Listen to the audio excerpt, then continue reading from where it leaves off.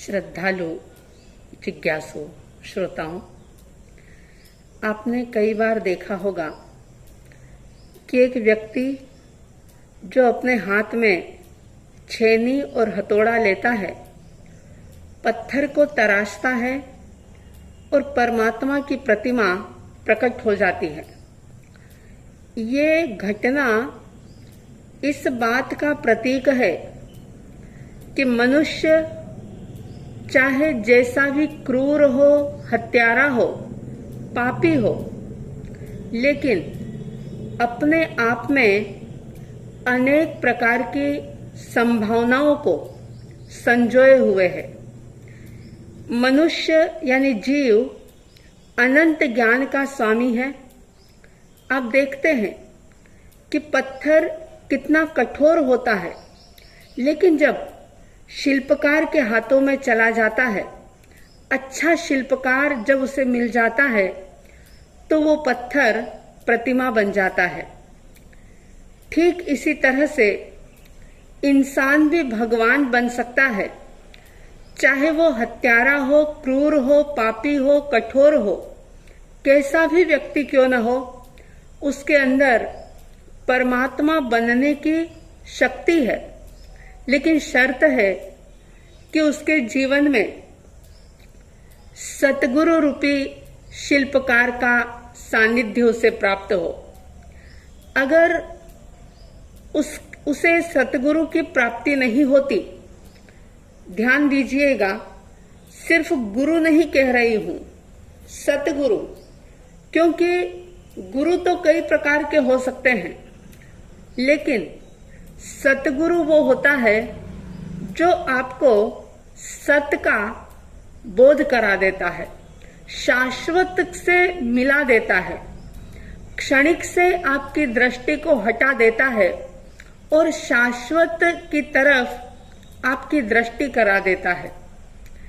वो गुरु नहीं होते जो सिर्फ शिष्य के माध्यम से, अपने चेलों के माध्यम से खुद के स्वार्थ की पूर्ति करते रहे। वो गुरु सही अर्थों में गुरु नहीं होते जो सिर्फ अपनी सेवा अपने शिष्यों से कराते रहे। वो गुरु सही गुरु नहीं होते जिनका ध्यान अपने चेलों की जेबों पर रहता है, यानी उनकी धन संपत्ति पर रहता है। सच में वो गुरु भी सही गुरु नहीं हो सकते। सही अर्थों में गुरु वही होता है जिसने सत्य को जाना, सत्य को पहचाना और जो सत्य को जीने की दिशा में आगे बढ़ रहा होता है, वही वास्तव में सतगुरु होता है। आपने अनेकों बार सुना है और कई लोग ये कहते हैं कि माँ जो होती है वो व्यक्ति की पहली गुरु होती है। ठीक इसी तरह से गुरु जो होता है वो व्यक्ति की दूसरी माँ होती है। और दूसरी माँ होने का अगर सही श्रेय किसी को जाता है तो वो सिर्फ और सिर्फ सतगुरु को जाता है, क्योंकि सतगुरु के बिना किसी की भी जीवन नैया तिर नहीं सकती। चाहे ब्रह्मा हो, शंकर हो या परमात्मा महावीर भी क्यों न हो। पिछले जन्म में महावीर को भी सतगुरु का सानिध्य मिला था। जितने भी महापुरुष होते हैं उनको सतगुरु का सानिध्य निश्चित रूप से मिला होता है, तभी उनका जीवन जो है आगे बढ़ पाता है, सही राह पर वो चल पाते हैं। भगवान रामचंद्र जी भी क्यों न हो, उन्होंने भी महर्षि वशिष्ठ जी को अपना गुरु बनाया था। श्री कृष्ण जी ने सांदीपनी को गुरु के रूप में स्वीकार किया था। अगर इस दुनिया में गुरु नाम का तत्व नहीं होता, याद रखिएगा, गुरु कोई व्यक्ति नहीं बल्कि गुरु शक्ति होता है। अगर गुरु नाम की शक्ति इस दुनिया में नहीं होती तो चेतना जो है वो सोई पड़ी रहती, सही मार्ग की पहचान नहीं होती, क्योंकि गुरु से ही जीवन मिलता है, गुरु से ही ज्योति मिलती है, सही दृष्टि मिलती है, जीने का तौर तरीका मिलता है, खुद की पहचान होती है गुरु के माध्यम से। और गुरु एक ऐसी शक्ति होता है कि जो हमारी बुराइयों को भी अच्छाइयों में बदलने का मादा रखते हैं। गुरु हमें धर्म का ज्ञान देते हैं और धर्म के द्वारा हमारे भीतर को चैन देते हैं, एक सुकून देते हैं। व्यक्ति चाहे जितना भी संपन्न हो, कितनी भी धन संपत्ति का मालिक हो, लेकिन अगर उसके भीतर में चैन नहीं है, सुकून नहीं है, तो बाहर से कितनी भी मोटी मोटी सोने की चैन वो पहन ले, लेकिन वो सोने की चैन उसे भीतर की चैन नहीं दे सकती। वो सिर्फ गुरु देते हैं। गुरु वो दृष्टि दे देते हैं कि जिससे शिष्य चाहे कैसी भी परिस्थिति से गुजरे, लेकिन उसके भीतर का सुकून, उसकी शांति, उसका चैन कभी भी खत्म नहीं होता। हर पल वो आनंद में जीता है, हर पल वो शांति में जीता है। बाहर से चाहे उसकी जिंदगी कितनी भी अस्त व्यस्त बनी हुई हो, लेकिन भीतर से वो बिल्कुल सेट होता है। और ये काम सिर्फ और सिर्फ गुरु नाम की शक्ति ही कर सकती है।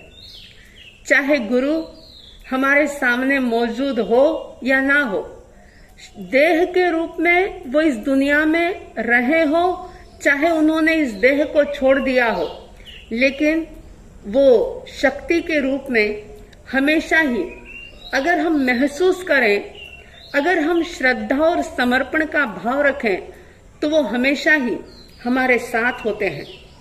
आचार्य सम्राट पूज्य गुरुदेव श्री आनंद ऋषि जी महाराज, जो सही अर्थों में सतगुरु थे, ऐसे सतगुरु जिन्होंने एक जीवन जीने की कला दे दी, ऐसा बोध पाठ दे दिया कि जीवन में कितने भी उतार चढ़ाव आ जाएं, लेकिन फिर भी व्यक्ति निराशा से घिर नहीं सकता, गलत मार्ग पर वो चल नहीं सकता, और हर पल हर क्षण उस गुरु की कृपा को वो महसूस कर सकता है। ये मेरे अपने जीवन का अनुभव है कि आनंद गुरु, जो सही अर्थों में सतगुरु थे, उन्होंने एक ऐसी दिव्य दृष्टि दे दी।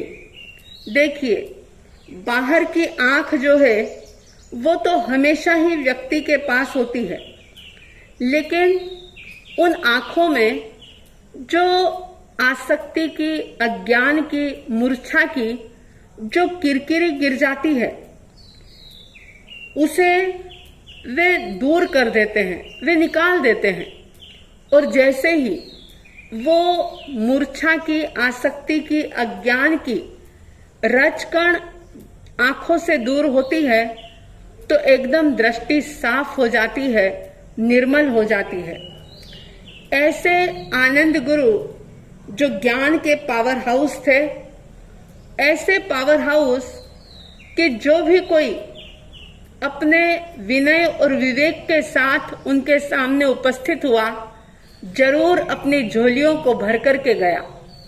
आज गुरु पूर्णिमा के पावन प्रसंग पर गुरु शक्ति का स्मरण करते हुए उनके प्रति कृतज्ञता का भाव ज्ञापित करें।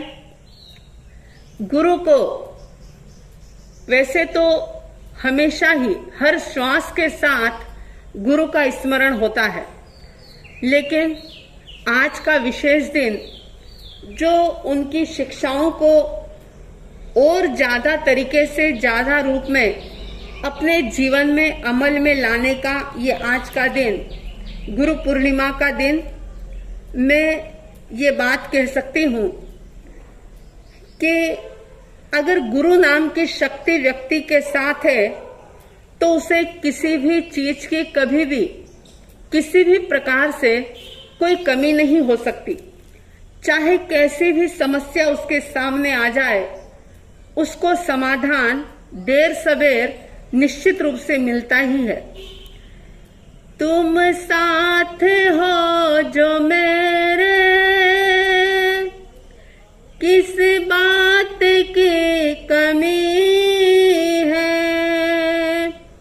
तुम साथ हो जो मेरे,